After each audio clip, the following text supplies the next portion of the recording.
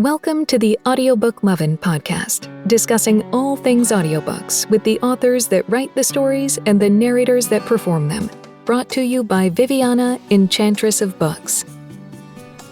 Hi everyone, and welcome to Season 3, Episode 6, Part 2 with guest narrator Marcio Catalano.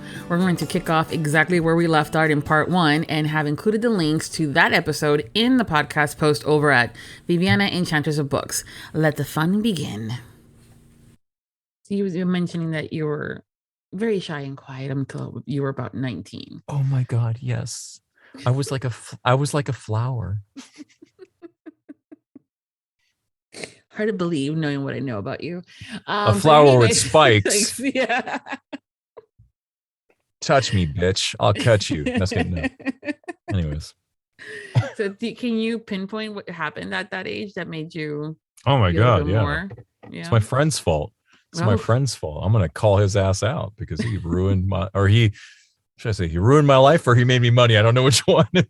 He ruined my life and made me money. I'll call him out.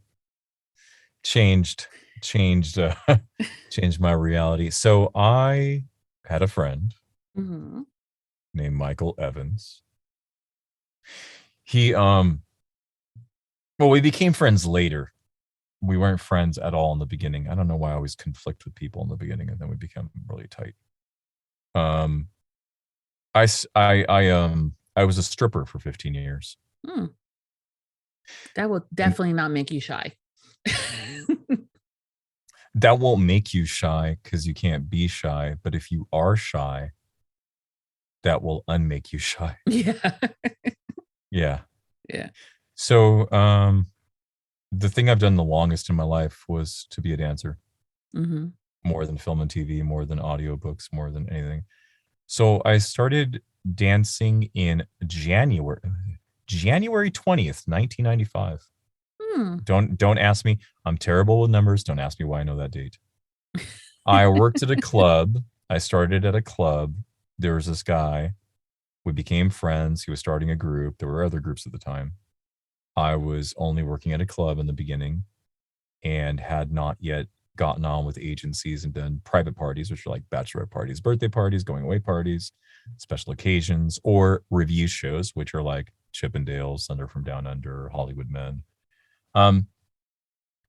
He was starting a group, and I started performing in this group, and we would always talk about the shows because we were new.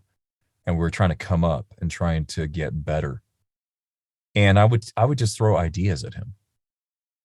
And then one day he's like, you know what, man? You should talk. And I was like, huh? He's like, you should talk on the mic. I'm like, hell no. That's not going to happen. Sure enough. Now, part of that was I hope he thought, I had some potential.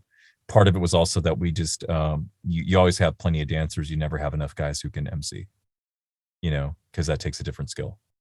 And dudes who are 6'4" with, 240 pounds of muscle and 8-pack, doesn't mean they could talk, But I could talk. And I just didn't have the experience of talking in front of people because I didn't talk in front of people. But I realized I had a lot to say. So he got me into it. And I gained confidence. I mean, I don't know what people think about stripping. I think the general overall attitude of stripping is, there's a couple things that come to mind. Number one is like, oh, strippers, they're all sluts, or, they do porn. I'm like, nope, porn's a different business. They stick it in. We wear thongs and boots and jump around and get paper cuts. It's not the same thing. It's a completely different business. Or whatever folks think, but it is a job. Back then, you could make a pretty damn good living at it. I certainly did. Hence, I did it for 15 years. It was my career. Yeah. And what I walked away from, I mean, that's a whole different podcast. I mean, on its own, that could be a series. I mean, people write books about, right. I was just like, there's a series of male and female strippers. So it most definitely could be a podcast series. But to sum it up, if you dance for 15 years and you were in a business where you're on stage and you are catering to women,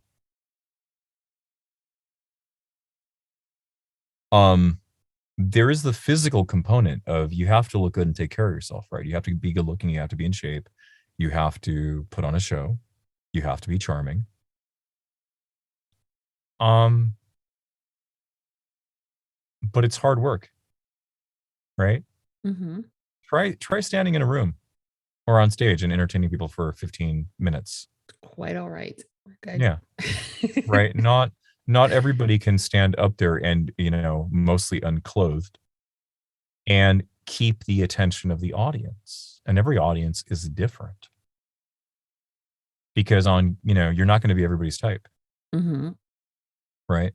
Yeah. What I gained from the experience was, besides having my own personal fun, I couldn't afford acting classes. I didn't grow up with any money, so I wanted to go to acting school. That was an impossibility. The idea of going to the University of Washington drama program for God knows what, $23,000, $30,000 a year at the time, was never going to happen. I saw these guys on stage in costumes performing. There were lights, there was music, it was theatrical.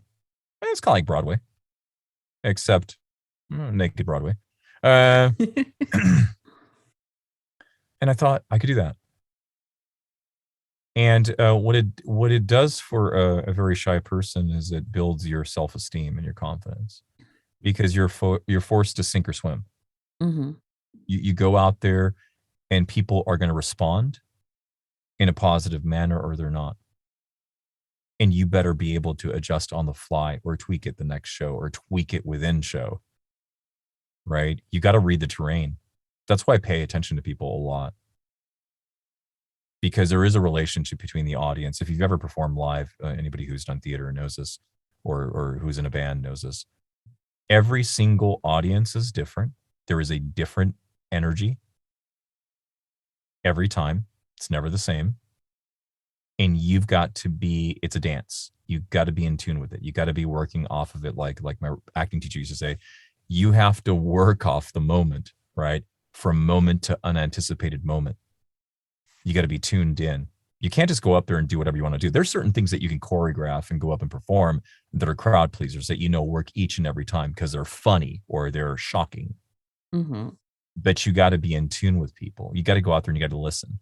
And if you're out there lap dancing someone, grinding them, and you're like, you watch the reaction. You bring your hand down your body. You watch how they follow that, right? You're a magician. And you're catering to an audience that has a particular taste. And you may not even be their taste because, maybe they're into white dudes with blonde hair. Maybe they're into black dudes. Maybe you're not their cup of tea. And that's okay. So what do you do now? Well, the one thing you could do is you can be nice to everybody, right? You might not be everybody's type, but you can be respectful. You can be a good host. So I learned very quickly that, I can't just rely on one, you just can't come up on stage like a jerk. And I think women see that, because it's different for men and women, right? Yeah, I always say that. Yeah, like I used to tell people all the time when they would say, oh, stripping, blah, blah, blah. And most people know about stripping through the female perspective, Mm-hmm. I'd say you can't compare the two. Male and female stripping are complete opposites. They are only the same in one thing, and that's title. If you go to a female strip club, most guys are there for TNA. And if a girl is rude, she's a bitch. Somebody might say like, damn, she's hot, but she's a bitch. Yeah, I know, dude, but she's hot. So, so you'll buy it. Stop most men. We're not gonna stop most guys, right? They're still gonna get a lap dance because they don't care. But try that with women. You go up on stage. You're tall, dark, and handsome. You got a hot body, right? You're ripped. You're muscular. You're shredded. You got moves. You got flav. You're giving those girls a look. What's up? You're giving them the energy, the attention. But then you're an asshole. You know what happens? Psst, I'm not tipping him. he's a jerk. Right? Yeah, totally. Men and women are so opposite. So I learned. I'll say that stripping taught me the greatest lesson ever. It let me play in a field where I got to hone my confidence, my self-esteem, and my showmanship. It let me learn to negotiate. And it let me build a relationship with an audience to where I can be in tune with them. And then, not everything's going to work, but I'm open to the experiment and then the adjustment. And people who perform live, they understand that. And it's actually the greatest feeling in the world. It's better than anything that is prepackaged, like better than, live performance, whether it's music, whether it's theater. There's an excitement that you can't get from, being on set is awesome, but when you're on set, you get to do another take. You don't get to do that with live performance. Yeah, plus the feeding off of the energy of the audience that's there to watch. Love it. Yeah. I love it. I miss it. I miss the audience, sitting in a booth by yourself, talking for hours on end. You're reading someone else's story. You're making up these fictional characters in your mind. You're bringing them to life. You're there, not present here. As you should be, because it's not you. You have to leave your personal life to go there to create this experience. But it's just you. You're like in solitary confinement. Completely opposite, extremely opposite experience. Right. So what would you say you liked best about that time in your life? Stripping? Yeah. God, I loved it. I loved the camaraderie. And I even loved the camaraderie with the guys, and I loved the infighting. It was like a family, like a damn Shakespeare tragedy. Like there's dudes that you were bros with. Like, I mean, there's guys to this day. I mean, I got brothers to this day that I've known from dance and who have retired, and they move on to have families, and they're doing different stuff. For me, like one of my buddies in Vegas, a couple of the videos that I've put up for audiobooks that have the covers in the videos, like it's like a currently narrating. Sometimes I do a snippet and I throw it up on social media. One of my buddies who's retired a long time ago, lives in Vegas, has a family. He's totally normal. He has a wife, kids, everything. He's kind enough to do some of my videos from time to time. Another buddy of mine who, he was in Oregon for a while. He's always in Oregon. He trains all the time. I'm trying to get back into shape, trying to recapture some of that youth. I'm not in bad shape, but I'm not in the shape I used to be in. Sometimes he'll send me messages and encourage me, like, bro, yeah, do this, do that, try this exercise, what else? Yeah. Yeah, no, I still know some guys. Actually, the dude who got me into audiobooks. I'm not kidding you. We met 1998 in a group. Yeah, we've been through everything. We've been like brothers. We've been, we didn't talk for a while. We came back to a friendship here in LA. And then he got me into audiobooks. Crazy, huh? Yeah. It's what they say, it's about, small worlds and running into people and stuff like that. Yeah. Well, you got to think of it this way, like whatever other people have done, like that was my early career. So people always have colleagues that they worked with that they still know 10 years, 15 years down the road, right? Or classmates, if you go to uni, if you graduate from a high school or university, there's people that you take with you. Some people fall to the wayside, but other folks just ride with you for a while. So yeah, I think I miss the camaraderie. I really miss more than anything is the live performance. Yeah, the money, I've made more money as an actor, so the stripping was cool, but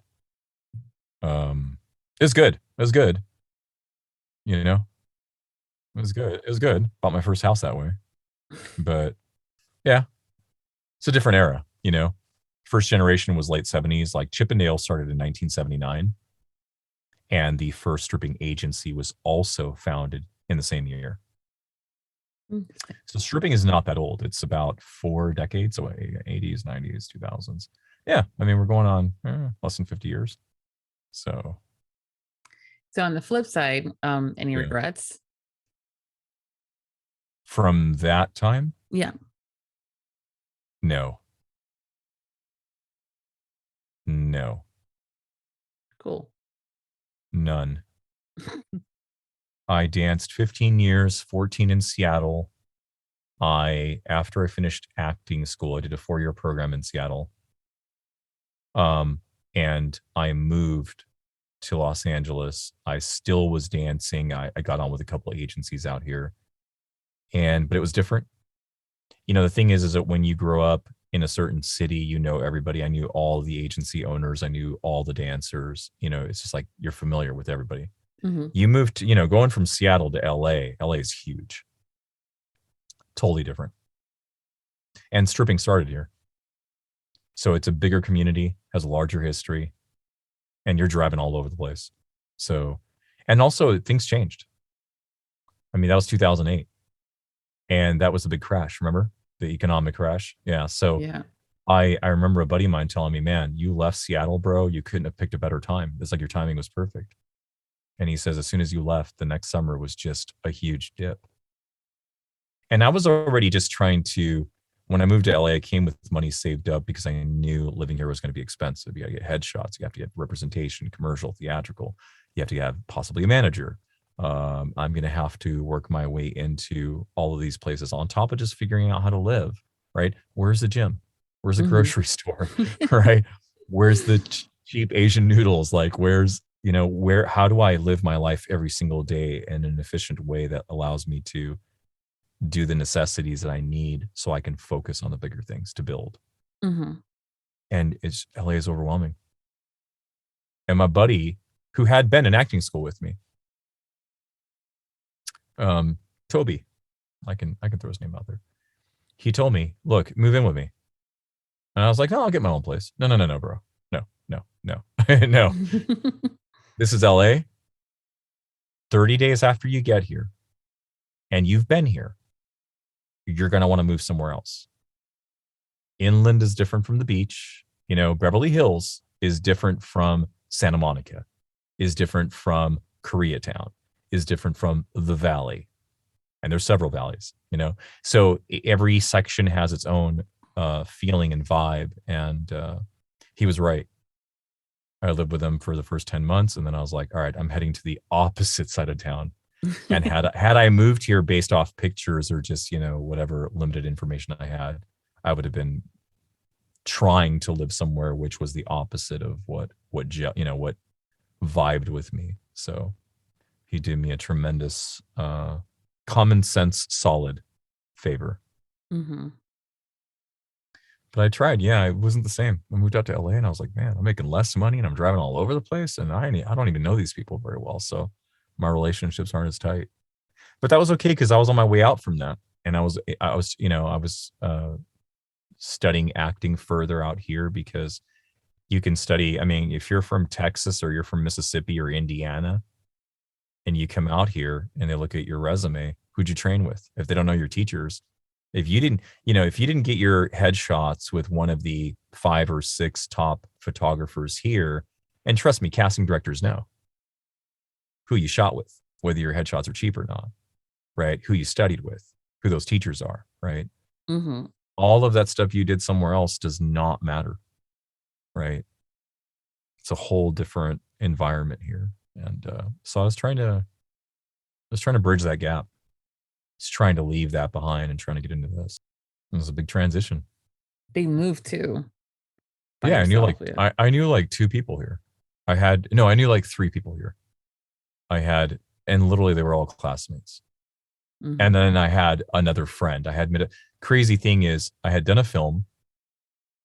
That film went to a bunch of film festivals. We flew down to LA for one of those film festivals. And then I made a friend there that was attending that school.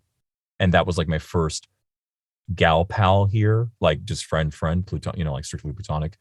So that person did me a huge favor showing me around the city, and it's kind of like my homegirl, and showed me around, and because she had been here a long time, and she also came from the same acting approach, and she was also like a performer who did like stilt walking at Universal and a bunch of other stuff. So she was amazing because she introduced me to so many things here that on my own would have taken me far longer if she hadn't just said, yo, go here, go here. If you get that over here, it's cheaper, just things like that, Mm-hmm. But yeah, I didn't know anybody, really didn't know anybody. But I had this feeling that, in Seattle, unless you want to do community theater, right, or Mm-hmm. indie films your whole life, you have to go to the Olympics of acting. Where's that? Hollywood. So if you want to be a big boy, right, you got to go for it. Let's talk about some of the stuff that you've done. So I'd sum up my training and performing in acting in Seattle just as I studied at 3 different schools, but the one I stayed at the longest was a 4-year program, and I finished that. I did theater, I did indie films, and then I moved here. And in the beginning when I moved here, man, I started at the bottom. I started off, doing extra work. I didn't know you could do that full time, Mm-hmm. I tried everything. So I did some extra work. I was non-union. And what that means is that at that time, I was not in SAG or AFTRA, for folks who don't know. SAG is the Screen Actors Guild. AFTRA is the American Federation of TV and Radio Artists, and they are the actors' unions. So every TV show you've ever seen, every movie you've ever seen was either one or the other until they merged back in like 2013 after like 70 years. So I did everything. I met some classmates and they're like, hey, I can get you on this. I can get you on that. You can just be, this. And then I worked my way up. I started standing in. And what that is for folks who don't know, again, is when they work with the principal actors, let's say it's Leo DiCaprio on a movie, right? Mm-hmm. When they're setting up the shot and they're setting up the lighting and they're going to figure out how they're going to block that. Blocking means AKA choreography, how the camera's going to move through the scene as the scene is taking place. The actors walk over here, they grab this, they say these lines, they move, blah, blah, blah, blah. When they're figuring that out, they're not going to have an A-list actor standing there like a dummy. They're going to bring in another dummy. And that dummy is going to stand there while they figure out how they're going to block out that scene and how they, and that person is usually the same eye line, meaning height, and skin tone for lighting purposes as the principal actor. So you're kind of like their concierge, their backup, right? And so you learn to do that. And I did some of that. I did stunts. I did everything. I did everything because when you're trying to get in, you're just trying to work. And I didn't think I was above anything. I didn't care. I remember one time I got really upset because one time one of my old mates back home said, oh man, you trained for this, you trained for that. You've done Shakespeare, you've done this and that. You're doing that. And I got so mad. I said, you know what? If somebody told you that you can work at Paramount, Warner Brothers, Universal, ABC, CBS, NBC, Disney, and spend a day on set learning how to be a professional and they're going to pay you and feed you, you wouldn't have complained. Shut up. This is a grade A education that you will never get through an acting class or a film school. You don't know how to be a professional till you're working with professionals. So shut up, dude. Right? Yeah. It's like sucking someone's joy. I was so happy with something so simple, but someone else is, it's like, I'll get there. But if we're building this castle, give me a brick. Right? Mm-hmm. Right? We're not starting with a whole wall. Give me a brick. And then give me another. Right. Give me another brick and then give me another brick and give me another brick. So you get this, first of all, I got to start with the foundation before you can get to the wall with the bricks. Right.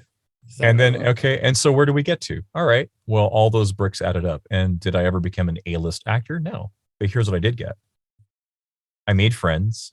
that I know to this day, who are casting directors, associates, people who worked with me in every capacity, stand-ins, doubles, other people. I paid my bills like that for almost a decade. Mm-hmm. That counts. I did stunts on Iron Man 2. I did stunts on Gotham. I doubled for the 5th season of Dexter. 4 or 5 episodes. I stood in and doubled for Tom Cruise and George Clooney for the 2012 Oscars, the year that Billy Crystal came back after a 6 or 7 year hiatus from hosting the Academy Awards. Well, you recently posted a thingy for Sons of Anarchy. Oh, Sons of Anarchy. I forgot. Yeah. Yeah. I had, I play a porn star. Yeah. Thanks for bringing that up. I play. Yeah, I looked that up. Good catch. Yeah. I play a male porn star in a snippet, because they always cut stuff, in the 2nd season of Sons of Anarchy. I believe it's episode 2. Yeah, it was season 2, episode 2. Okay, good. And that was awesome because they're experiences, right? And eventually they inform you. Like all of the things that I learned from dancing and everything that I learned in Los Angeles has all been useful towards what I've done in other arenas, because you're pulling from those places, and also towards what eventually I hope to do, more of in the future, the pivot that I'm making, which we'll talk about towards the end. I'm grateful. I don't care that, fame is not the goal. What is the goal is I want to work with talented, intelligent, good people on things that are meaningful to me. That's it. Mm-hmm. Fame is, whether people know you or not, I don't know if it benefits you, right? It can draw people's attention towards your work, but I would rather have their attention go to my work and not me, right? I would rather have people not be starstruck if I had the opportunity. I'd rather not have people be mesmerized by me more than interested in the work, right? I want to give my life over to the work. I want to spend my entire life making stuff until I die. Right? I want to reduce how many times I have to go to the dry cleaners and go to Target or go to Trader Joe's, right? If I can minimize all that stuff that we have to do so I can do more of what I want to do, that's the goal. Yeah, with everything too, it's a learning process. You learn something new with every gig. You continue to improve your skill sets, and then there's more learning opportunities until you can then utilize them in other areas. So absolutely. And when you go on that ride of learning, you're having fun. mm-hmm. You're having a good time. Because you're gonna die. What are you gonna do? What are you gonna do in the meantime? Live. Right? Well, yeah, live, but how? How are you gonna live? If you're just going to work every day and you hate your job, hate your boss, and you're just eating food and you're sleeping and you're sitting there, if you're just cruising, it's important to be a full participant in your life, not just a spectator, right? Yes. So, and it's not easy to do. I'm not sitting here preaching. I ain't preaching, I'm not saying, I'm just saying. So aside from being a romance narrator and the actor, and yes. you're also a screenwriter, and actually have written and created your own graphic novel called The Boy from Atlantis. And most recently, you just published a short scene, Young Magus, which is also available on audio. You want to tell us a little about that? Nah. God, you're a pain. This is what you do because we're friends. Pretty much. Oh God, it's a long one. I'm going to be exhausted talking about that. Long story short, when I was in Seattle, when I was in my 4-year program, there was a young aspiring director that would come into our school that our teacher would allow to watch our classes. He had produced an indie film, a short film, with, at that time, a few of my advanced classmates, and I was in the, I think, beginning or intermediate group. he was making his second film. He was still coming into, he was pretty smart because he was actually, and directors don't do this, so I thought this was kind of clever. He was coming in to try to understand how to work with directors or how to work with actors as a director by watching their work, by coming in and seeing what actors went through, which I thought was really clever because most people just, okay, here's a script, here's your part and go do it, right? I'll just direct you. I'll direct traffic, you know, but he came in and tried to understand it. And one night, I have to talk about this guy because it's what's led to where we are now. And he's one of my good friends. Yeah, oh God. One night we went out to eat. We went to a nearby restaurant. There were about 5 of us and him, and he pulled out a script, the new script he was working on. And at that time, my buddy Aaron Washington had been cast in the lead part. And he was just sharing with us, and we're all eating food and just hanging. And people checked it out. Everybody gave praise and compliments. Yeah, it's very interesting. Oh, it's awesome. You know how people are, right? Mm-hmm. And that's all good. That's all pleasant and formal. But I read pieces of it and I didn't really understand it. Now, in all fairness, it was not fully fleshed out yet. You have to edit, you have to rewrite and so forth. And he was adapting it from something else that a buddy of his wrote. So it wasn't quite where we ended up with it. And I said to him, well, it went wrong to begin with when I said, when he was talking about good and evil, and he says, well, this character is bad and this character is good. And I said, yeah, no such thing. And he goes, no. You know what I mean? Like there's good and there's evil. And I'm like, no such thing. And he's looking at me like, what the fuck, And I'm like, look, all I'm saying is that that's a human perspective. It's judgment. The universe does not believe in good and evil. It's just energy. I mean, I knew what he meant. He was talking in generalities, but semantics. But I got really like, no, if a crocodile kills an antelope that's crossing the river, is it evil? Or is it survival? Right. So we got a little philosophical with it. And of course I rubbed them away and he didn't like that. And then I said to him, what's this about? What's the script about? And he says, well, it's about this character. I don't know. I said, well, no, that's the description of the story. What's it about? I just told you it's about this. No, that's what happens in the story. What's it about? So he didn't like me very much because he thought I was a pain in the ass. Right. Mm-hmm. Now, fortunately, we didn't see each other for a while. He ended up, I went to the East Coast and he told his girlfriend at the time about this experience.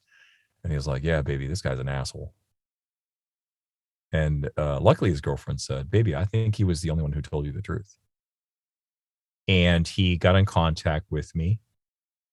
My friend at the time who had been cast in the film in the principal role did something amazing and unheard of and incredibly complimentary and flattering. He had a chat with the director and said, I think you should get Marcio to play this part because he can say these crazy things and he means it. He doesn't have to turn himself inside out. He shares this perspective. And I thought, well, great. So I'm a psychopath because this character's a psychopath. And I'm like, this is not a fucking compliment. Like, this is like, I get it. Like from an acting point of view, you're saying I'm versatile, but you're saying I'm crazy, bro. Like what? You're like, hold on a minute. Is this supposed to be a good thing or a bad thing? Is this a compliment or are you trying to fuck you? No. Well, and whole, I mean, that's kind of amazing because we had worked on something else before that. And I had, I think he did me a solid because I had done him a solid. And I think also he was just, I've never seen that before. Mm-hmm. I've never seen somebody do that before. Yeah, I respect that. Yeah. Well, I respect that because it's selfless. It's telling the truth that I think this person is a good fit for this, and I can play something else, right? Because he's an incredibly talented actor. So he was like, hey, this is actually more him than me, but I'm good. I can do this other role, right? Because I get this role too, and I get this role, so we're good. I don't feel like he's taking anything from me, and I've never seen that ever. I've never heard of anybody doing that for somebody, and I thought that was super flattering forever. Anyways, long story short, we made this movie. The director was Eddie Smith. Eddie was the guy that kept coming in. What I didn't know at the time was that Eddie had been working over at Bungie, which later became Microsoft Game Studios, and he was working on the very popular Halo series. So if you've ever played Xbox, I mean, Halo's got to be one of the top 10 most famous video games of all time. And Master Chief, when they did Halo 2, he was responsible for the complete redesign concepts for Halo 2. So the entire design of Master Chief in Halo 1, boom, he did the concepts for Halo 2. So we became friends. He cast me in this movie. We did it. It went to like 7 or 8 film festivals. Like I mentioned before, one was here in LA. I came out here. I met some people. I got a bigger idea. 5 months later, I moved to LA. And we were friends ever since. We've been friends for 18 years. A few years ago, what you had asked me was, you're doing Boy from Atlantis and recently Young Magus. Okay. I had started writing a screenplay. I had a writing teacher, the same writing teacher as Eddie, Brian McDonald. He teaches at Pixar, Disney, ILM. Brian's, like, in my opinion, the best I've ever seen. I specifically was trained to write screenplays. I don't write novels. I don't write poems. I don't write song lyrics. Unless I'm sad. And so I spent the last 16 years writing screenplays or honing that craft. And 3.5 years ago, Eddie goes, look, we're trying to do movies, but I was in China. He was in Seattle. It was just a mess. I mean, it was crazy because Eddie's originally from Los Angeles and I grew up in Seattle. But Eddie moved to Seattle and I moved to Los Angeles. Oh, goodness. It's like 2 ships passing in the night. I'm like, damn, can we make this any harder to work together? Like, look, I'll just get to the moon and call you. Yeah, that'll be harder. Try that. Say hi to Elon Musk. No. So 3.5 years ago, he did the best thing ever. And again, something I didn't want to do. And this I don't know why this happens all the time. My friend Michael said, you should talk on a mic. I said, hell no. And I've emceed for 27 years. I had a friend invite me to China. I said, hell no. I lived there part-time for 9. I had my friend Bobby said, you should get into audiobooks. I said, hell no. I've been doing them for 6. Eddie said, hey, whatever happened to that Atlantis script you were writing? I said, oh man, I got bogged down in research and I never finished. I got the outline, but I don't have the story. Let's do that. Let's do a comic book. So here it comes, Viviana. Mm-hmm. Hell no.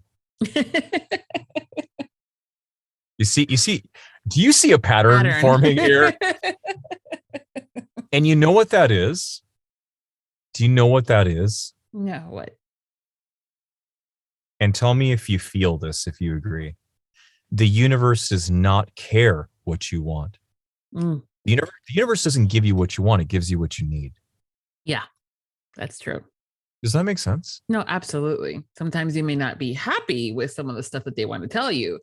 At the moment, right. At the moment, but at the end of the day, and once things like that dust settles, you're going, okay, I got it. Right. Yeah. Right. You always survive. Mm-hmm.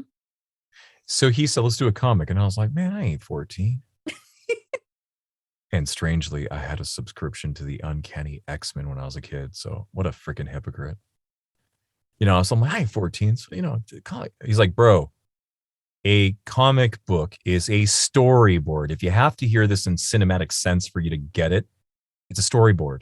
Mm-hmm. It will allow you to share your writing. It will allow me to share my illustrations. And then I went, let's do a comic book. So he even talked me into that. And so we created Boy from Atlantis. Now, we did 2 issues. It was originally supposed to be a 14 book series. Mm-hmm.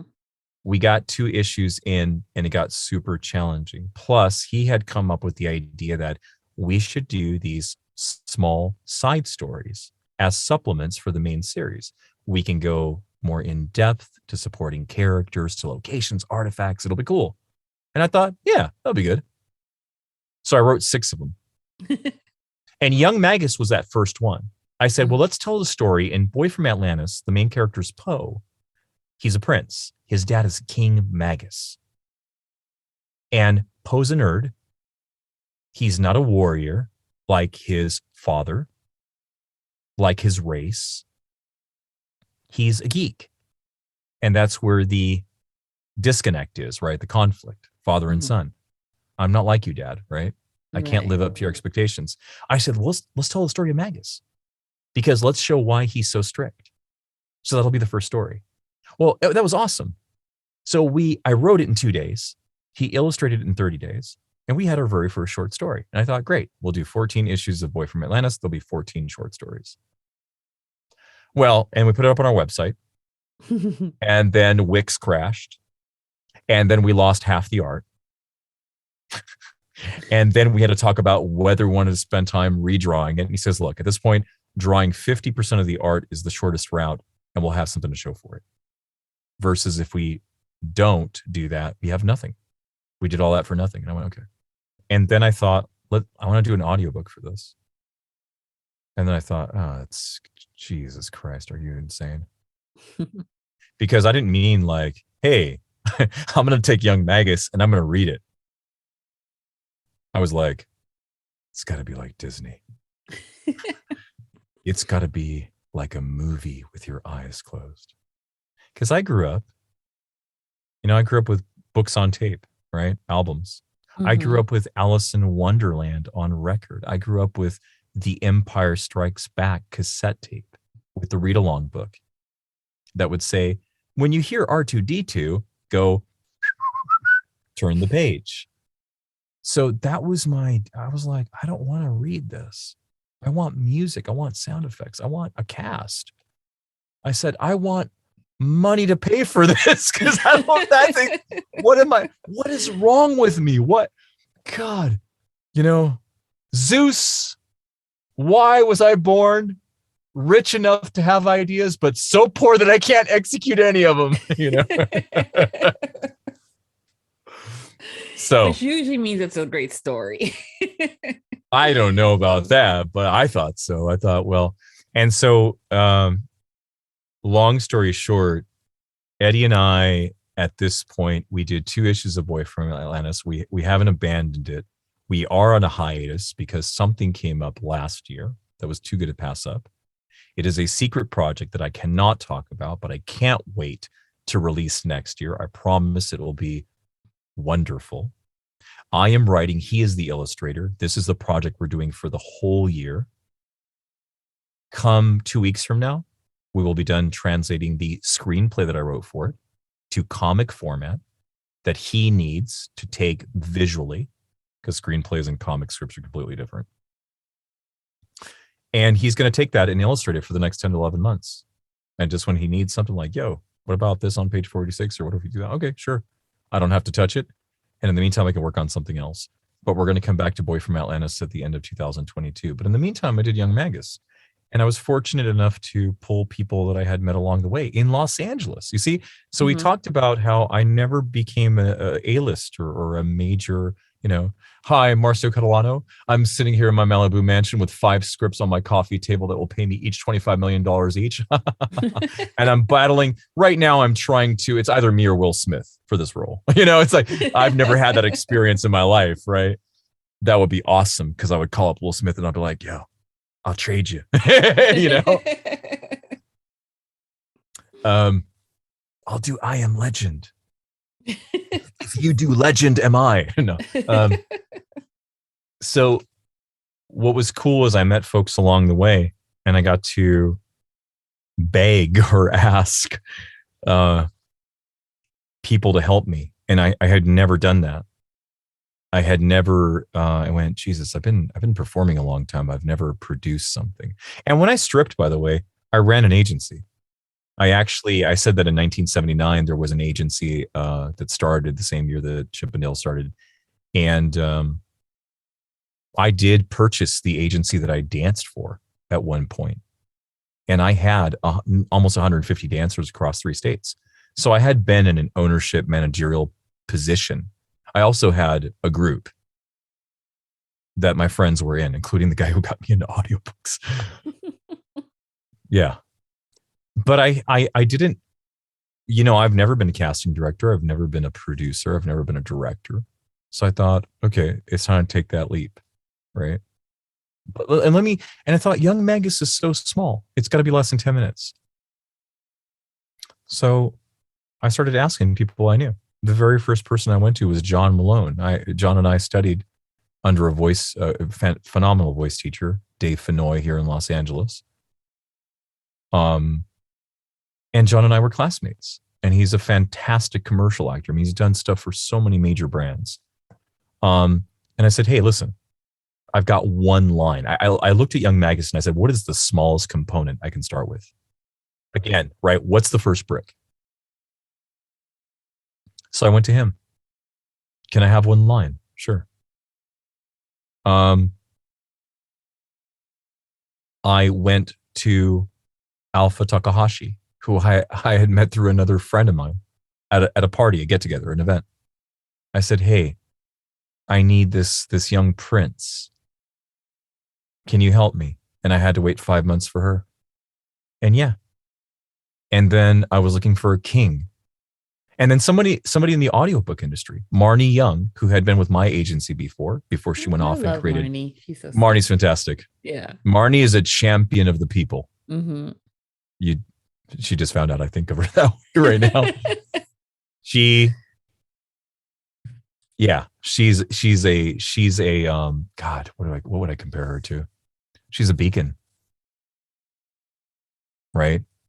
She's right behind people all the time for everything. Marnie said, hey, this this Boy from Atlantis thing you're doing, not Young Magus, because she's all this art being thrown all over social media. Hey, I said, I'm trying to find this king voice. I can't remember what the conversation was like, but she guided me towards Eric Holloway. I didn't know Eric. We're on the phone for 15 minutes. And I'm like, hey, yeah, blah, blah, blah. I'm trying to do this thing. Da, da, da, da, da, da. And he goes, I'm in, man. I'm in. I'm like, really? Because you don't know me and I don't know what I'm doing. Yeah, he's like, yeah, it'll be fun. And I mean, and Eric's got this voice. I mean, if you hear the Young Magus, he's got this voice. He is a king. Yeah, he's royal. I mean, I can't even do it. If I try to imitate his voice to give people a sense of it, it's like, hey man, Marcio. It's like I can't even do it. Yeah, no, you just gotta go listen to the audiobook. There's something unique about his voice. But when I heard him on the phone, I thought, man, that's it. I mean, he opened his mouth and I went, that's it. Damn it. I'm not friends with this dude. I wonder if I can get him. Damn it. He's perfect. I hope. Fingers crossed, right? On the phone, I hope. He was gracious. I'll do it, man. Yeah, it's only 9 lines. I play his brother, the king's brother, who was supposed to be the heir to the throne. Joel Pargman, who is the composer, is the, I believe, second violin of the Los Angeles Chamber Orchestra. Him and his wife, Carrie, are musicians, violinists. He composed all the music on this. Joel's done a ton of stuff. Right now, if you turn on Netflix, what's it called? Red Gal Gadot, Dwayne Johnson. Ooh, shoot. Red Notice. Yes, Red Notice. He worked on that. He worked on 8-Bit Christmas. He worked on Deadpool 1 and 2, Suicide Squad 1 and 2, The Force Awakens. If you've ever watched Mindhunter on Netflix, he did the music for the initial trailer. He's done a bunch of stuff. He is the composer on this. He created all of the score for the audiobook, the opening and closing theme, which are slightly different. He did a variation of the theme, which is its own piece. Mm-hmm. And I'm trying to get him to do I hope he hears us and he's pressured by everybody. No. I don't care. I have no shame. I will manipulate for the sake of art if I have to. I'm trying. Eric he does Gregorian chants. Eric Holloway did these amazing Gregorian chants on so many video game scores, including Doom Eternal. And I'm talking like, oh, those kinds of things that you hear in those ominous scenes. Yeah. So Eric does those with his mouth, not with a machine. And I said to Joel, I really want to make another song that's a bit more dark for the Young Magus audiobook. And, Christmas is rolling around. So he's like, well, let's talk in January. So hopefully, me and Joel and Eric can do something for that. But people can listen to it for free. I mean, here we are, blah, blah, blah. Eddie did the illustrations for the comic book. I wrote it. I then wrote the script, which is different from the comic because you need a narrative. And another classmate of mine, Sean Orlikowski, who was in the same class with John Malone, who does Polymus, the one line. Sean is amazing because I was sharing with him as a friend, and he said, well, what are you looking for? Wise old sage. Let me take a crack at it. Sean, you're in your mid to late 30s, man. You're not going to sound like an old man. Oh boy. Well, let me just, Marcio, let me just, hey, let me take a swing at it. All right. If you can tell me what you think, right? No harm, no foul. It's free. Okay. He sends me the file. What the, right? Mm-hmm. It's an old man. Yeah, I was shocked when you told me who it was, and I looked them up, and I'm going, no, dude, stop lying. Yeah. Sean is like barely creeped over 35. So like when he's pulling off a 67, 70-year-old man, who sounds like a wise sage is incredible to me. Yeah. And I'm so glad I didn't narrate it because I had considered it. I actually told him this. I said, I am so glad that you narrated this because I couldn't have done that. Right. And this goes back to what we talked about casting and people playing things. We're all right for something. I'm versatile. I can do some things. I can't do everything. Right. So I was over the moon. He did an amazing job. And I mean, he's the narrator, so he holds it all together. Right. You hear him the most. He is taking you through the journey. And someone's good when I know this dude. He's a friend. And I'm listening to my own audiobook. And I'm not listening because I like my stuff, right? It's not a complete story. It's a scene. In my opinion, it's a scene. It's good production value, but it's not a complete story that's going to change your life, right? It's just a scene. And I'm listening to him. And I'm listening to what he's saying. And I thought, I got lost in that. That means I believed him. I'm not listening to this going, as my friend Sean doing a funny voice, right? I'm hearing the character. And then I went, wow, that's good. So it all came together. I don't want to say I'm lucky. I think we make our own luck. But I was fortunate in the sense that I made some good friendships and some amazing people. And everybody helped along the way. They pitched in. The best thing about this whole thing is everybody pitched in for free. The audiobook is free to download. And people can go grab it or listen to it off our website, boyfromatlantis.com. So if they want to check out Boy from Atlantis, if they want to check out the audiobook for Young Magus, they can go there. So I'm sure at the end somewhere you'll give them, Yeah, I was going to say that I'm going to be including the links to all this stuff, but you can find them so you don't have to go, the listeners don't have to go hunting for it within the post. And so definitely check it out. The websites for Boy from Atlantis, the artwork is phenomenal. He did such a good job with the style of it, the colors, everything's vibrant.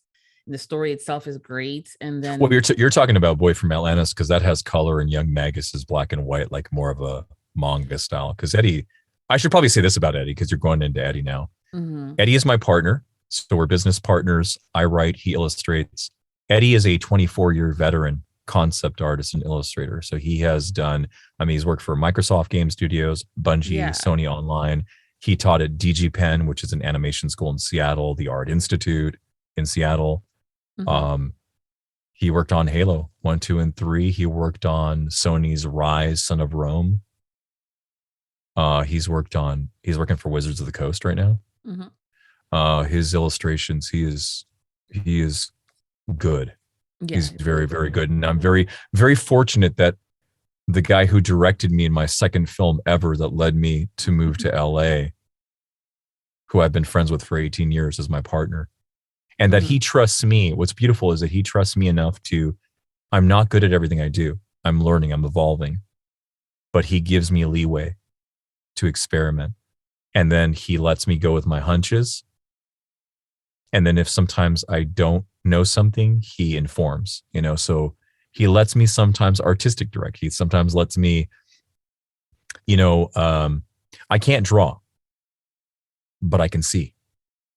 I spent 10 years in Los Angeles, sitting behind people, Video Village, staring at the monitors, looking at what the directors and ADs are looking at, talking to camera guys, talking to the DPs. And by the way, for audiobook people, that does not mean what you think it does. DP, which can be a lot of fun, means director of photography in the film industry. And so I would spend a lot of time talking to sound engineers and cameramen. Why do you do that? Why do you do that? And so, I hope this makes sense. You can draw. You can have the skill of drawing and be able to execute with either a digital tablet or lead pencil or pen. It doesn't mean you can see. And you can have vision and know how to compose something, but not be able to draw it, right? Yeah. They're not the same skill. They're not always connected. So, but he's phenomenal. And he's also a screenwriter because he also studied with the same writing teacher. So, yeah. But I like the fact that Young Magus is black and white, because for me it's almost like the past, and so we're kind of going backwards. Oh my, Viviana, I'm so happy that you said that. You know why no one's ever said that? You're the first person who, hell, I don't even know if I knew that. No, seriously. You know what? I'm gonna have to ask Eddie if he did that on purpose, because we were doing color at the time. There was no reason why Boy from Atlantis was in color and he did black and white. He might have done it for economical reasons, right? We finish it faster. But it does lend to that, doesn't it? Yeah, it's almost like you're you're having a flashback, right? Moment, and brilliant. So that's how you differentiate that it is a flashback. Brilliant, yeah, brilliant. I never thought of that. And how also, cool it's a different era. So because this is now the adult dad. Now he's a child. So things are different back then. So, and it's a completely different art style, because if people look at Boy from Atlantis, they'll see that we agreed, because when you're creating something, you're trying to, there's a million things you're trying to figure out. But one of the things is, what's the art style going to be? What fits this, right? And we kind of went with a bit of a loose hybrid,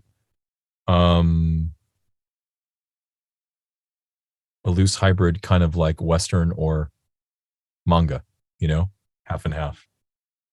So yeah, it's different. And if you look at Boy from Atlantis, it feels more like Pixar. It feels like you're watching an animation and it's been paused. That was the goal. The goal was like, let's do a cartoon that looks like it was paused. Let's make it feel like it's animation. Because when I wrote Boy from Atlantis, my goal as a screenplay wasn't obviously a live action movie. Or it wasn't obvious, but I didn't want that. I wanted an animation, but I didn't have the money to do that. I didn't have there's no way I could, build an animation team. So I started writing and I got discouraged. And he said, well, you can't do 3D, can't do animation. We can do 2D, do a comic. So I said, well, I want it to look like not Pixar, but some, DreamWorks, it should look like a cartoon. It should look like a beautiful cartoon that you paused, And so that's the style of BFA, Boy from Atlantis. And Young Magus is completely like loose and, manga-ish. So yeah. And we'll get back to it at the end of next year after we're done with our current top secret dark mysterious project. Looking forward to being able to find what that is when it's announced, and also to see what comes out of for next for Boy from Atlantis. The other side stories. So it's exciting. I guess the audiobook is phenomenal. If you guys have not listened to it yet, definitely check it out, and we'll be including the information so you guys can find it. But the music is phenomenal. I mean, everything, this entire project is just top notch, from production to artwork to the cast. It's just phenomenal. You guys are going to love it. Aw, shucks. Thank you. Yeah. And you know what? And it's free, right? So like, even if it's not someone's cup of tea, because I know sci-fi is not everybody's cup of tea. Hey, it's a free listen. So yeah. Go. But a lot of things too, like when it comes to audiobooks, we tend to, when they are on sale or free, stuff like that, we'll look it up, and then we end up discovering that we have this, wow, we just discovered this new author or this new narrator, and then we'll start figuring what else have they done, and then just start devouring their back catalog. And so it'll be fun for you guys to check some of these actors out and kind of figure out what they've been doing and catch up again, once they start doing more stuff. I think they're going to go down a rabbit hole if they start looking me up, because they're going to be like, what? He did this, and then he did this. I feel like I've had like 3 careers in one in the first half of my lifetime. Yeah. But it's, it's one of those things where you start moving and jumping around, and then you'll discover new things, and you're going, oh, okay, great. And then, that like with any skill, it gets better with time. The more you do it, fast forward, and you have your own comic book and stories and stuff like that. And here we are. Yeah. And that's hopefully the future. My goal, I have a couple things I'd like to do, and it's interesting because right now doing audiobooks, audiobooks, Viviana, it's funny because I always describe to the people who know me and know my background, I always say it's like stripping on the mic. Does that make sense? Yeah, it does actually. Yeah. Yeah. The only difference. No one sees you. Yeah. Because hell, even in the summertime, you're kind of naked in the booth anyways. It's so hot. That's what I've been told by you guys. You're still. Look, you can run as much AC as you want through a booth, but sometimes it's SoCal. I mean, when it's when it's over 100, 110. So for me, because obviously I have that specific background. So for me, it's a very unique perspective where I think it's no different. It's the same principles applied to audiobooks. And let's face it, when I was doing that too, I was still talking. You're still looking at somebody. You're still making a suggestion, right? You're still flirting. You're doing all of that, and it's still the same. And but I hope to do more of my own stuff now. Yeah. I would like to one day write my own romance and or / erotic novel and narrate it. That would be like, that's on the list, the bucket list, right? Yep. Possibly, if all falls into place, start a studio with my partner, Eddie. That would be cool in the next 2 or 3 years to possibly just try to get on the same page and have a body of work in our portfolio that says, all right, we're a tandem. I write, he illustrates. If we got to bring in someone to do color, if we got to bring someone in to do ink or, whatever, if it's an animation team to translate something that's 2D on a flat page to 3D to pitch ourselves that way. And there's plenty of like author tandems, aren't there? Like duos. Oh, absolutely. Yes. Right. So there you go. Kind of like that, and then, we'll see. I would love to do, I love images. I used to draw when I was a kid. I didn't follow through with that. I'd say that's my one regret in life, Yeah. And so having someone who does do that is such a joy. And I mean, you have no idea how many art books I devour. Nobody has any clue. I'm constantly looking at paintings. I spend hours a day looking at paintings or illustrations or sketches of anatomy or tutorials on YouTube. For a dude who doesn't draw, Yeah. it's frightening, right? But I have to be able to do that because if not, I can't. You can't see. I can't see. Lovely. But also think about this, and I think people understand this. You may not do a job. You may not do another person's job, but you are working with them. Oh, yeah. You have to understand what your job is. Yeah. If you speak the same language, you not only will be able to communicate what you want more clearly, but they will respect you because they see that you've put the effort in to understand who they are and what they do. Because the worst is when someone doesn't value you and they just go do it. Well, it doesn't really work that way. It's more complicated than you think. You see, blah, blah, blah. No, I don't care. I don't want to know. Just go do it. Right. Has anybody ever been there? That's horrible. Ugh, yeah. Right. So luckily I'm interested in what he does, but I think he's annoyed actually. I'm like, hey, why do you do that? He's like, bro, I just do it. I'm like, okay.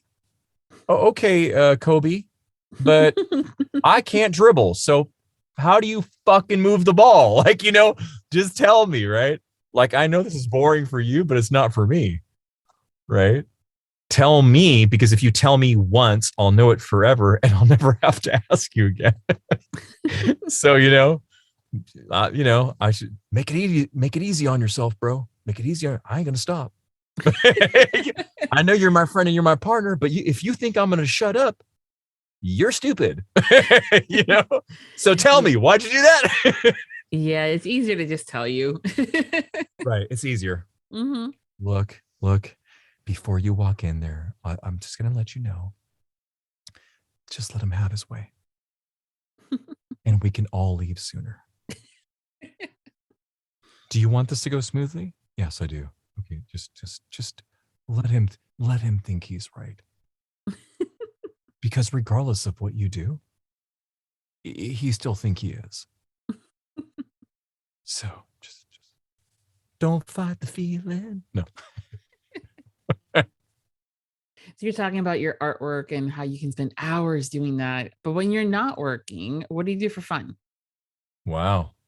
You gotta think about when you're not working. Yeah, that's pathetic. Because I was just like, okay, this is going to be lame because I only all the time am obsessed with this. So unless I go to the grocery store or the gym, hell, even my friends complain like, dude, let's hang out. I'm like, hey, yeah, come on, man. We saw each other last month. No, Marcio, it's been 5. So I like the same stuff. I like to read graphic novels, comics, books, watch movies, research. I like psychology. That was my major in college. Yeah, so I like behavior. I think it's why I'm drawn to music, images. Even when you look at a picture, God, even if you go back, have you ever seen like 120-year-old photos? Oh, yeah. The old black and white ones? Yes. Or that have that sepia tone on the edges? Yes. So it's very interesting when you study these pictures, and one of my old teachers taught me this, or he pointed this out to me. He said, look at old pictures. Let's make up stories of what's going on. Like, here's his family. He was a farmer. That's his wife. Those are his 3 kids. You think he's happy? Do you think he's cheating on her? Can you see this in this picture? Can you see, so I like, I like psychology. And so everything to me is psychology. Mm-hmm. If it's a movie, it's a visual it's moving pictures. And there's a story about a person who's going through an experience and with other people, right? Mm-hmm. Hopefully, in the end, culminating with some kind of point, right? Right. Same with a book. What's the journey that character's going on? Music, you listen to lyrics, right? Yeah, it's about someone's experience, right? Mm-hmm. Same with poetry. Sculpting is the same way. There's there's something that's happening, unless it's a shape, but if it's sculptures of animals or people, what are they doing? Where are they? What's happening to them?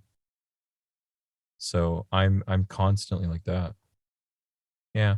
I mean, look, I'm like anybody else. I love traveling. And that's it. And there we go again, right? Why do I like traveling? Different cultures, different food, different people, different experiences. What are you experiencing? Well, I talked to this taxi driver.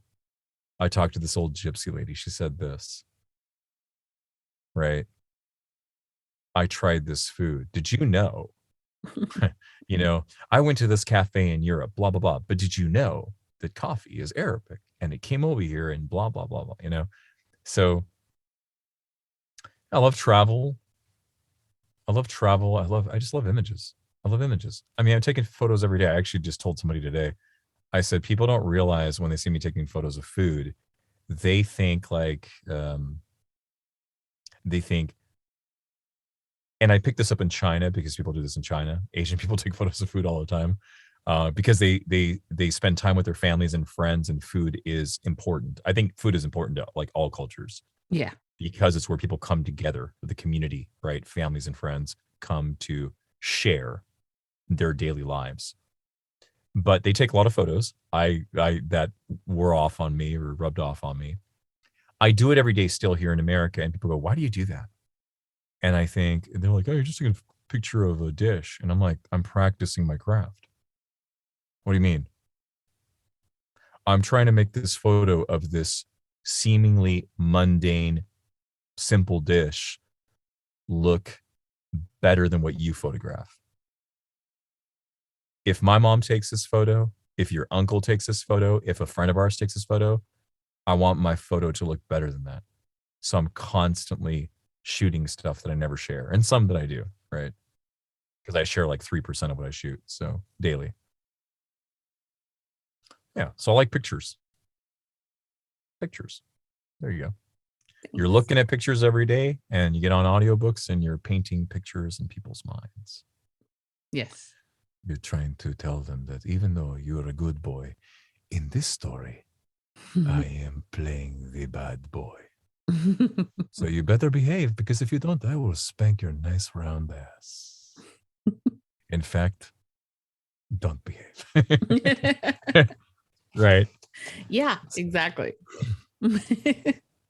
Man, I don't know if that answered the question, but it answered some question. Yes, it did. The one that probably wasn't even asking me, out loud anyways. But anyway, I got you covered.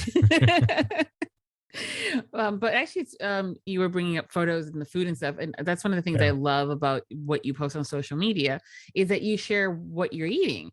And if you guys that are listening haven't figured this out yet, because if you don't follow him, you should. But if you do follow him, if you haven't figured out that, this man loves Thai food, like a lot. Yeah. Yeah. Well, now you're putting pressure on me, because now I feel like I got to start posting a bunch of food pictures. I'm like, oh, damn it. Yeah, but I don't think I post that many pictures of food. I just think I post often the same kind of food. Yeah. And that's not like a variety of culinary arts. So now I'm like, oh shit, yeah, I gotta like, Viviana's making me upset, she's making me sound like I'm the food channel over here. No, not that far. No, though he does know how to cook. But I was curious, because I know that you love Thai food, what your favorite Italian and then your favorite Argentinian dishes are, being that that's like home. Oh, that's a fun question. Let me see. Well, I know the thing that Argentine or Italian, either both. or both. Okay. Both. Argentine food. Damn it. Because there's so many good sweets in Argentina. That is true. They're really good with the desserts. Yeah. And I'm addicted to sugar. I think the most comforting food from Argentina that makes me feel at home, that makes me feel like mom's around and she's taking care of me. Because that's what food does, right? What comfort food does. Is choripan. And choripan, for people who don't know what that is, which you wouldn't unless you were Argentine. Choripan is chorizo pan. Chorizo is sausage.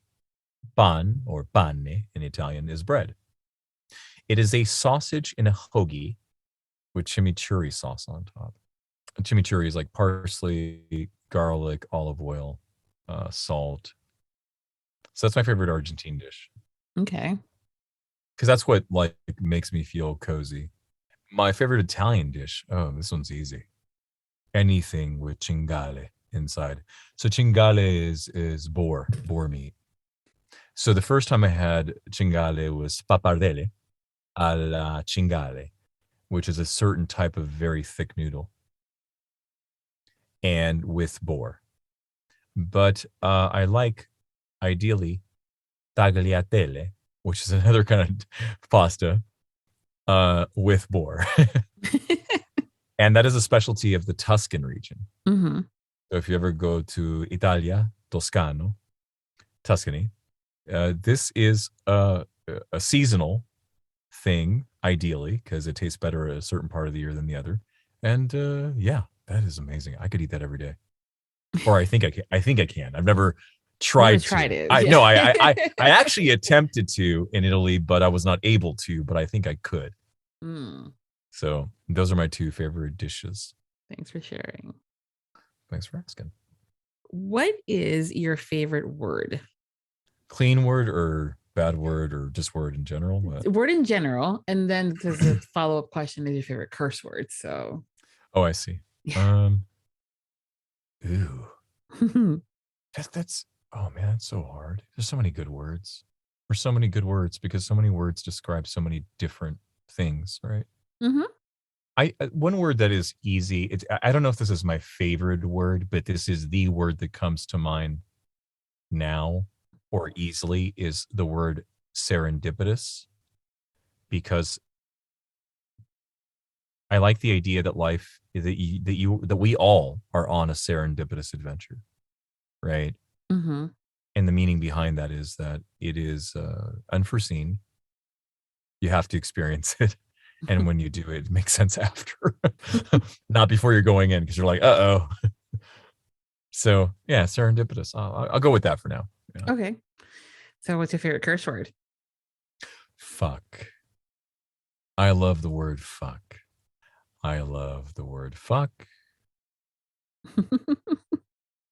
I'll leave it at that. Yeah, I was gonna say I was gonna add to that, but I was like, I'm not gonna say too much. Not if there's some mystery there. Well, it can get out of hand quick. So that is my curse word. That's my favorite word. Yeah, for sure.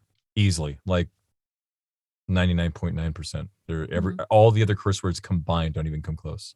I think it's a fan favorite, isn't it? I think so. I think it's so very versatile. Yeah. Yeah. Yeah. Could be utilized for a variety of things. Yeah. So that's it. What song do you have to sing along with when you hear it and it doesn't matter where you're at? Oh, this one's so easy. Is it now? Yeah, it is. And it's going to be people are going to think it's such a like conventional pick, but it is. It's a very popular song, or was in the 80s. Michael Jackson's "Wanna Be Startin' Something." Because, and the reason why is the rhythm is amazing. I don't know why I just can be in a car and I'm going. I can't sit still when I hear this. I'm almost afraid sometimes it'll pop up in like Trader Joe's. My first cassette tape, my mom got me Michael Jackson's Thriller. What year was that? 81? I don't know. And you had to order it, and it took 6 to 8 weeks for delivery back then. So, and it had a ton of stuff on there, but Billie Jean, Thriller, beat it. But Want to Be Starting Something, that gets something started. So yeah, I'm gonna have to download that, so when we hang out I can just start playing it. No. Yes, yeah. No. Next question, please. Oh yeah, it's gonna be fun. You are the weakest link. Goodbye. No. Hi, interrupting again. So remember when I said in the first episode that we had about over 3 hours of content? Yeah, so we actually recorded on 2 different days. So the section you're going to hear now is the 2 truths and a lie. And you're going to hear a sound difference, especially on his mic. And it's just because we were at a different setup.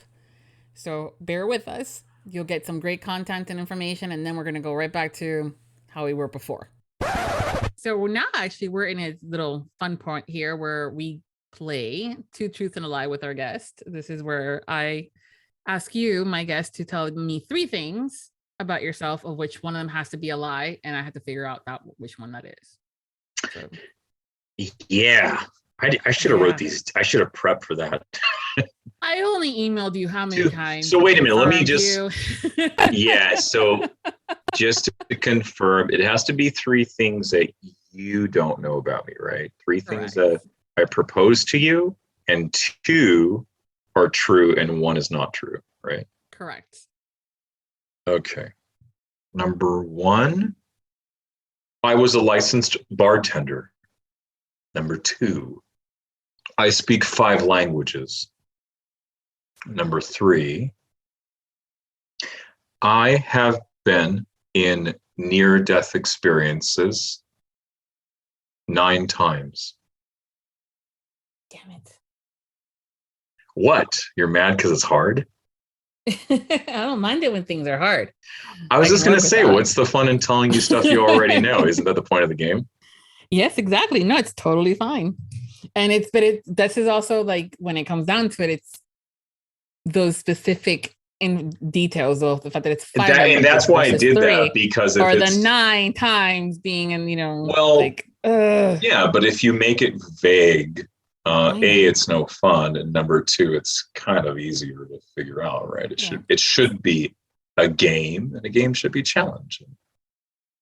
So the lie is that you know 5 languages? The lie is that I know 5 languages. Yes. Yeah. Yes, I got it. I speak only 3. Fluent. Yeah. Yeah. So good. You're good. Wow. Mm-hmm. So disappointed. Sorry. Damn it. I was trying to stump you. I actually thought I was going to stump you. You'll see that you did. It was really there because I'm okay. How really 9 times? Like 9 times, really? Yeah, but really. Then again, really. And I'll outline them for you. I've been shot at.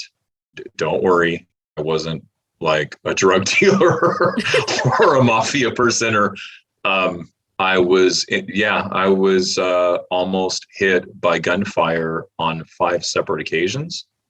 I did get stabbed when I was 13 and ended up in the hospital.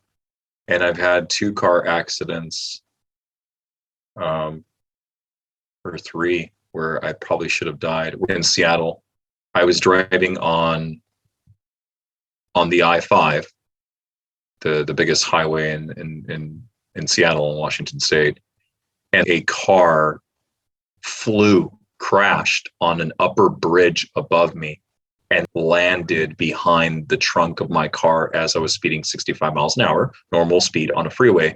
Literally, if I had been a second behind, the car would have landed on me. It just like hit a guardrail and flew off the top crossing bridge and landed behind me. I was looking in the rearview mirror, and this car just, boom, landed on the highway that I had just passed up. Right, the strip of cement I had just passed up. And another time when my buddy Jeff Allen, where a tarp flew off a truck on the opposite lane and landed over his Mustang as we were going 70 miles an hour and stayed on our car, and we couldn't see as we're going 70. Like, I've been in so many wacky situations, like a couple other ones. Knowing that you did the stunt stuff, I figure, okay, well, that's possible. No injuries, but it's not. No, it's not at all. I played. Oh my God, no! I did martial arts growing up. I played 2 years of semi-pro ball. I did stunts on some things. No, it's never been that. It's never been that. I think it's because that's a controlled environment all the time, and hopefully, if you're working on, that is production, true, that is all about safety. It's within parameters of what kind of injury you can get doing a certain thing. So Marcio, before we go, can you tell us what you're currently working on and what's coming out next for you in the near future? For audiobooks or both, or if you know, whatever eternity? You can share. Yeah. Oh. Yeah, because I know oh with boy, audiobook stuff, you know, there's some things that you can't share because things haven't been announced yet. But yeah, tell us all. The next, actually, I'm starting on a new series, a 2-book series in a few days. That would be a 2-book set called Bad and Dirty by authors LP Lovell and Stevie J. Cole. And that's a dark mafia romance, which has a Russian, character. We'll see how I do. Okay, boss. And I think I have something coming up with Addison Kane. Yeah, I'm not looking at my laptop right now, so I don't know. It's okay. Yeah, so those for sure. Mm-hmm. And as far as my dream, let it go. No. As far as my dream is concerned, or what I want to do in the future, Eddie and I are doing this project. It will take 11 months to illustrate. While he's working on that, I plan to do a 2-book story. For sure, writing it possibly with some art, although that's yet to be determined if it will have art or if that will be Eddie or somebody else. Called Anuna and the Lunar Flower, and the second part of that story called A Band of Brothers. That's something totally different. But actually, ironically, it's in the Boy from Atlantis universe. Mm. It's all connected to Young Magus and Boy from Atlantis. And then, and then at the end of next year, after we're done with the super secret project and I'm done with Anuna, Eddie and I hop back on to BFA, Boy from Atlantis. That's it. That's the story of my life. And I plan on going back to China. So part-time. So, and yeah. Keep it simple. Yeah. Well, going to be definitely be looking forward to this stuff and checking out what your upcoming audiobooks are and listening to that Russian accent and see how that comes out. Ooh, let's see how I do. I have to get my friend. I have to get my friend to coach me a little bit. Yeah. try to catch some of that authenticity. So. Yep. Well, thank you so much, Marcio, for taking the time to hang out with me today. It's been so much fun. You know what, Viviana? Thank you. I have a great time chatting with you because I feel like we are, even though it's a podcast, we're like two friends talking. And so you're very charming and very generous. And I had a good time. Thank you.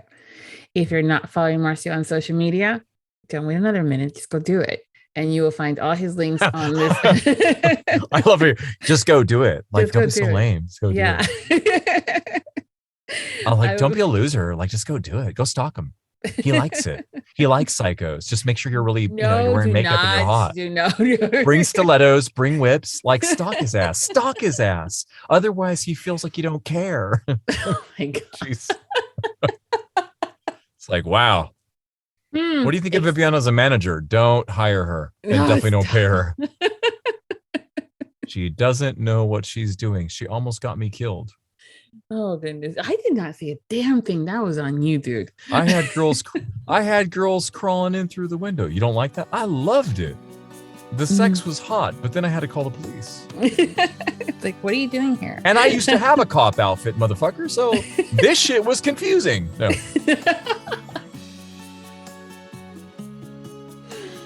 I'll be quiet now. Yeah, I was trying to say we will be including all his info as far as links are concerned within the episode's post over at Viviana, Enchantress of Books. And until next time, happy listenings. Thank you to all of our Audiobook Lovin Podcast Patreon. Special thanks to Nixley Zenner, Carol Liebner, Line Black Peterson, Brittany Robinette Leiter, Don Darch, Michelle Bastard, Nancy Billows. The Audiobook Lovin Podcast has special Patreon access levels. Join today to receive benefits including early access to episodes, shout-outs, special exclusive content, and much more. Support the podcast by becoming a Patreon at www.patreon.com/Audiobook Lovin. We thank you for your support. Thank you for joining us on the Audiobook Lovin Podcast, hosted by Viviana, Enchantress of Books. For links and more information discussed in today's episode, previous podcasts, or the Audiobook Lovin Series, please visit our website, vivianaenchantressofbooks.com. If you enjoyed today's episode, please leave a positive review wherever you listen to our podcast. Until next time, happy listening.